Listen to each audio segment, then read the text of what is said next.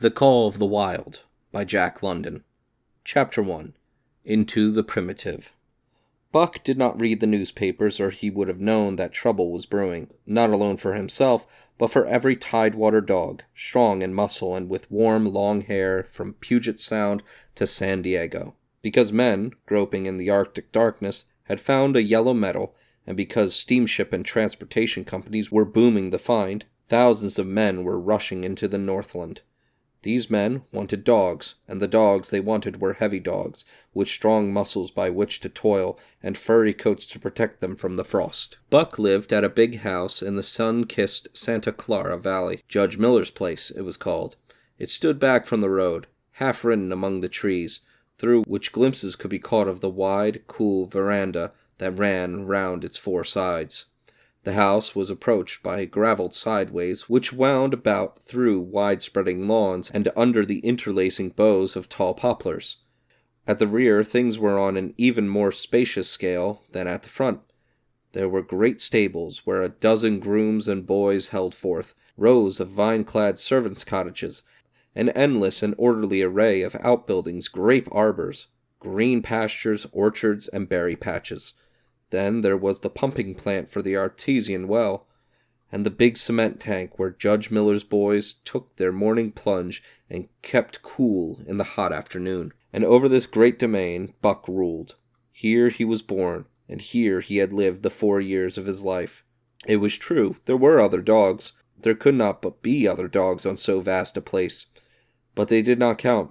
They came and went, resided in the populous kennels, or lived obscurely in the recesses of the house, after the fashion of Toots, the Japanese pug, or Isabel, the Mexican hairless, strange creatures that rarely put nose out of doors or set foot to ground. On the other hand, there were the fox terriers, a score of them at least, who yelped fearful promises at Toots and Isabel, looking out of the windows at them and protected by a legion of housemaids armed with brooms and mops.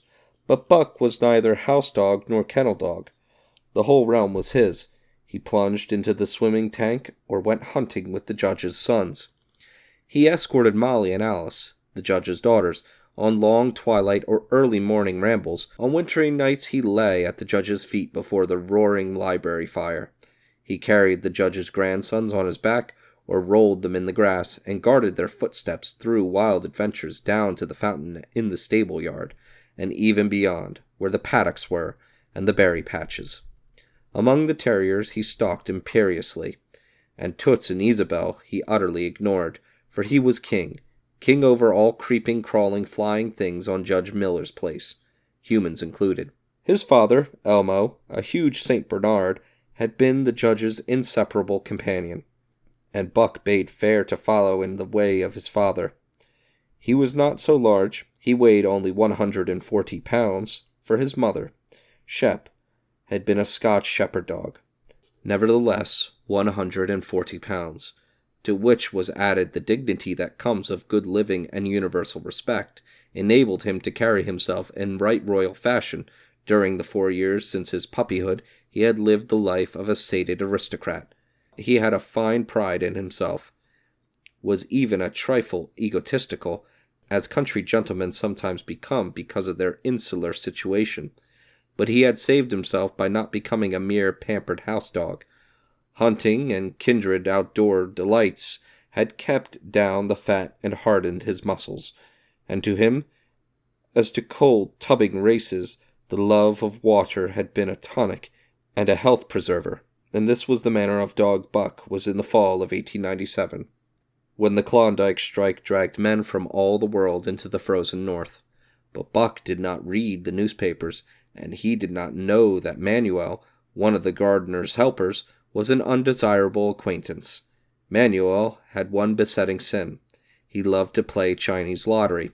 Also in his gambling, he had one besetting weakness, faith in a system, and this made his damnation certain. For to play a system requires money, while the wages of a gardener's helper do not lap over the needs of a judge and numerous progeny. The judge was at a meeting of the Raisin Growers Association, and the boys were busy organizing an athletic club. On the memorable night of Manuel's treachery, no one saw him and Buck go off through the orchard on what Buck imagined was merely a stroll. and with the exception of a solitary man, no one saw them arrive at the little flag station known as College Park. This man talked with Manuel, and money chinked between them. "You might wrap up the goods before you deliver 'em," the stranger said gruffly, and Manuel doubled a piece of stout rope around Buck's neck under the collar. "Twist it and you'll choke 'em plenty," said Manuel, and the stranger grunted a ready affirmative. Buck had accepted the rope with quiet dignity. To be sure, it was not an unwonted performance, but he had learned to trust in men he knew, and to give them credit for a wisdom that outreached his own. But when the ends of the rope were placed in the stranger's hands, he growled menacingly. He had merely intimated his displeasure, in his pride believing that so intimate was to command. But to his surprise, the rope tightened around his neck, shutting off his breath. In quick anger, he sprang at the man, who met him halfway, grappled him close by the throat, and with a deft twist threw him over on his back.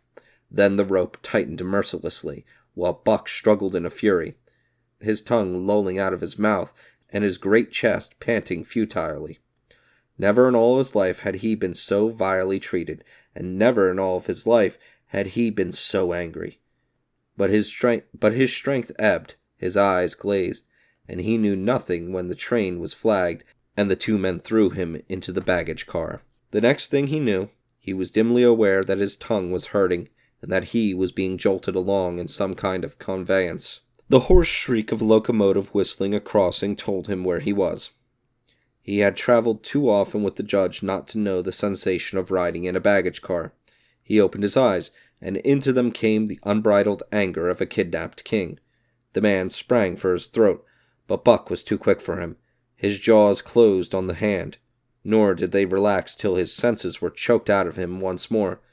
"Yep, has fits," the man said, hiding his mangled hand from the baggageman, who had been attracted by the sounds of a struggle. "I'm taking up for the boss to Frisco. A crack dog doctor there thinks he can cure him." Concerning that night's ride, the man spoke most eloquently for himself, in a little shed back of a saloon on the San Francisco waterfront. "All I get is $50 for it," he grumbled, "and I wouldn't do it over for 1,000 cold cash." His hand was wrapped in a bloody handkerchief, and the right trouser leg was ripped from knee to ankle. "How much did the other mug get?" the saloon keeper demanded. 100, was the reply. "Wouldn't take a son less, so help me." "That makes 150, the saloon keeper calculated. "And he's worth it, or I'm a squarehead." The kidnapper undid the bloody wrappings, and looked at his lacerated hand. "If I don't get the hydrophobia, it'll be because you was born to hang," laughed the saloon keeper. "Here, lend me a hand before you pull your freight," he added. Dazed, suffering intolerable pain from throat and tongue, with the life half throttled out of him, Buck attempted to face his tormentors, but he was thrown down and choked repeatedly, till they succeeded in filing the heavy brass collar from off his neck. Then the rope was removed, and he was flung into a cage-like crate. There he lay for the remainder of the weary night, nursing his wrath and wounded pride. He could not understand what it all meant. What did they want with him, these strange men? Why were they keeping him pent up in this narrow cage? He did not know why, but he felt oppressed by the vague sense of impending calamity. Several times during the night he sprang to his feet when the shed door rattled open, expecting to see the judge, or the boys at least, but each time it was the bulging face of the saloon keeper that peered in at him by the sickly light of a tallow candle, and each time the joyful bark that trembled in Buck's throat was twisted into a savage growl. But the saloon keeper let him alone, and in the morning 4 men entered and picked up the crate. More tormentors, Buck decided, for they were evil-looking creatures, ragged and unkempt, and he stormed and raged at them through the bars. They only laughed and poked sticks at him, which he promptly assailed with his teeth till he realized that that was what they wanted. Whereupon he lay down sullenly and allowed the crate to be lifted into a wagon. Then he, and the crate in which he was imprisoned, began a passage through many hands. Clerks in the express office took charge of him.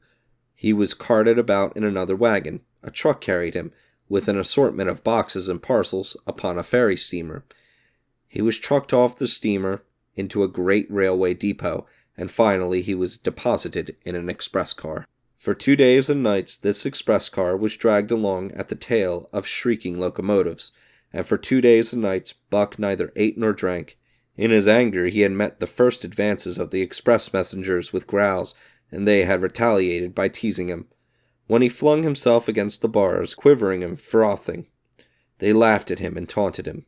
They growled and barked like detestable dogs, mewed and flapped their arms and cowed. It was all very silly, he knew, but therefore the more outrage to his dignity, and his anger waxed and waxed. He did not mind the hunger so much, but the lack of water caused him severe suffering and fanned his wrath to fever pitch. For that matter, high-strung and finely sensitive, the ill treatment had flung him into a fever, which was fed by the inflammation of his parched and swollen throat and tongue. He was glad for one thing. The rope was off his neck. That had given them an unfair advantage, but now that it was off, he would show them. They would never get another rope around his neck. Upon that he was resolved. For 2 days and nights he neither ate nor drank, and during those 2 days and nights of torment he accumulated a fund of wrath that boded ill for whoever first fell foul of him. His eyes turned bloodshot, and he metamorphosed into a raging fiend.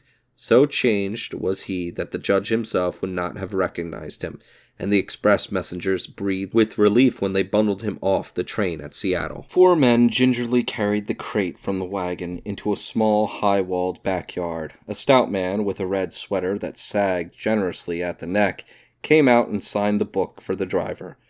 That was the man, Buck divined, the next tormentor, and he hurled himself savagely against the bars. The man smiled grimly and brought a hatchet and a club. "You ain't going to take him out now?" the driver asked. "Sure," the man replied, driving the hatchet into the crate for a pry.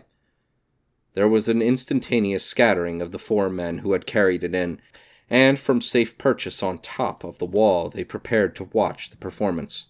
Buck rushed at the splintering wood, sinking his teeth into it, surging and wrestling with it. Wherever the hatchet fell on the outside, he was there, on the inside, snarling and growling, as furiously anxious to get out as the man in the red sweater was calmly intent on getting him out. "Now, you red-eyed devil," he said, when he had made an opening sufficient for the passage of Buck's body. At the same time, he dropped the hatchet and shifted the club to his right hand. And Buck was truly a red-eyed devil, as he drew himself together for the spring, hair bristling, mouth foaming, and a mad glitter in his bloodshot eyes. Straight at the man he launched his 140 pounds fury, surcharged with the pent passion of 2 days and nights in midair. Just as his jaws were about to close on the man, he received a shock that checked his body and brought his teeth together with an agonizing clip. He whirled over, fetching the ground on his back and side. He had never been struck by a club in his life, and did not understand. With a snarl that was part bark and more scream, he was again on his feet and launched into the air. And again the shock came, and he was brought crushingly to the ground. This time he was aware that it was the club, but his madness knew no caution. A dozen times he charged, and as often the club broke the charge and smashed him down. After a particularly fierce blow, he crawled to his feet, too dazed to rush. He staggered limply about, the blood flowing from nose and mouth and ears, his beautiful coat sprayed and flecked with bloody slaver. Then the man advanced and deliberately dealt him a frightful blow on the nose. All the pain he had endured was as nothing compared with the exquisite agony of this. With a roar that was almost lion-like in its ferocity, he again hurled himself at the man, but the man, shifting the club from right to left, coolly caught him by the underjaw, at the same time wrenching downward and backward. Buck described a complete circle in the air, and half of another, then crashed to the ground on his head and chest. For the last time he rushed. The man struck the shrewd blow he had purposely withheld for so long, and Buck crumpled up and went down, knocked utterly senseless. "He's no slouch at dog-breaking, that's what I say," one of the men on the wall cried enthusiastically. "Druther break cases any day, and twice on Sundays," was the reply of the driver, as he climbed on the wagon and started the horses. Buck's senses came back to him, but not his strength. He lay where he had fallen, and from there he watched the man in the red sweater. "Answers to the name of Buck," the man soliloquized. quoting from the saloon keeper's letter which had announced the consignment of the crate and contents. "Well, Buck, my boy," he went on in a genial voice, "we've had our little ruction, and the best thing we can do is to let it go at that. You've learned your place, and I know mine. Be a good dog, and all go well. And the goose hang high. Be a bad dog, and I'll whale the stuffing out of you. Understand?"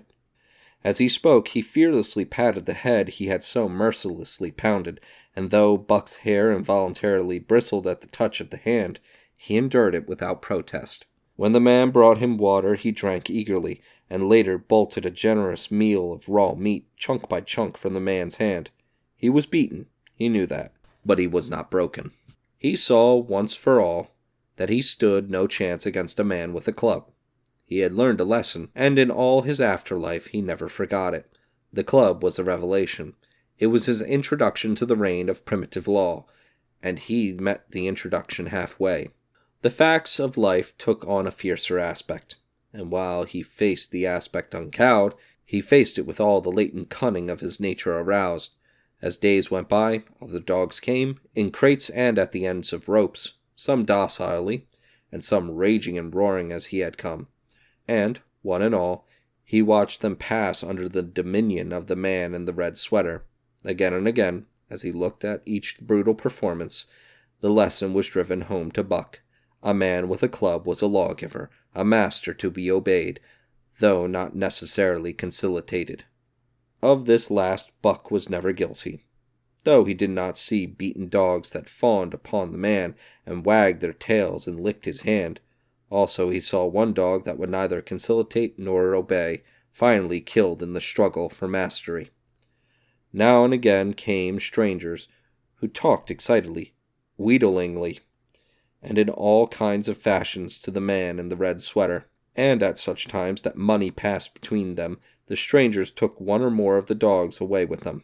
Buck wondered where they went, for they never came back, but the fear of the future was strong upon him, and he was glad each time when he was not selected. Yet his time came, in the end, in the form of a little wizened man who spat broken English and many strange and uncouth exclamations which Buck could not understand. "Sacre dame!" he cried, when his eyes lit upon Buck. "That one damn bully dog! Eh? How much?" 300 and a present at that, was the prompt reply of the man in the red sweater, and seeing it's government policy, you ain't got no kicking coming, eh, Perot? Perot grinned, considering the price of dogs had been boomed skyward by the unwanted demand. It was not an unfair sum for so fine an animal. The Canadian government would be no loser, nor would its dispatches travel the slower. Perot knew dogs, and when he looked at Buck he knew that he was 1 in 1,000. 1 in 10,000, he commented mentally. Buck saw money pass between them, and was not surprised when Curly, a good-natured Newfoundland, and he were led away by the little wizened man. That was the last he saw of the man in the red sweater, and as Curly and he looked at receding Seattle from the deck of the Narwhal, it was the last he saw of the warm Southland. Curly and he were taken below by Perot and turned over to a black-faced giant called Francois. Perot was a French-Canadian, and swarthy, but Francois was a French-Canadian half-breed, and twice as swarthy. They were a new kind of men to Buck, of which he was destined to see many more, and while he developed no affection for them, he none the less grew honestly to respect them.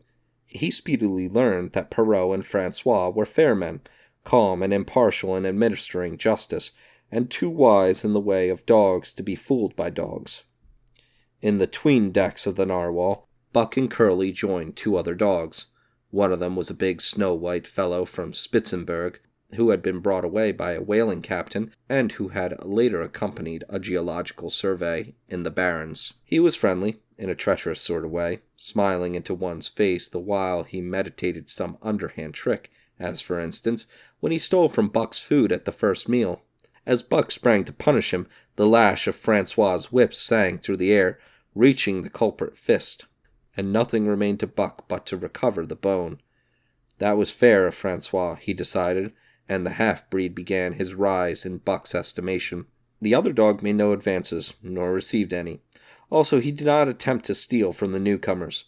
He was a gloomy, morose fellow, and he showed Curly plainly that all he desired was to be left alone, and further, that there would be trouble if he were not left alone. Dave, he was called, and he ate and slept, or yawned between times, and took interest in nothing, not even when the narwhal crossed Queen Charlotte Sound and rolled and pitched and bucked like a thing possessed. When Buck and Curly grew excited, half wild with fear, he raised his head as though annoyed, favored them with an incurious glance, yawned, and went to sleep again. Day and night the ship throbbed to the tireless pulse of the poacher, and though one day was very like another, it was apparent to Buck that the weather was steadily growing colder. At last, one morning, the propeller was quiet, and the narwhal was pervaded with an atmosphere of excitement. He felt it, as did the other dogs, and knew that a change was at hand. Francois leashed them and brought them on deck. At the first step upon the cold surface, Buck's feet sank into a white mushy something very like mud. He sprang back with a snort. More of this white stuff was falling through the air. He shook himself, but more of it fell upon him. He sniffed it curiously, then licked some up on his tongue. It bit like fire, and for the next instant was gone. This puzzled him. He tried it again, with the same result. The onlookers laughed uproariously, and he felt ashamed. He knew not why, for it was his first snow.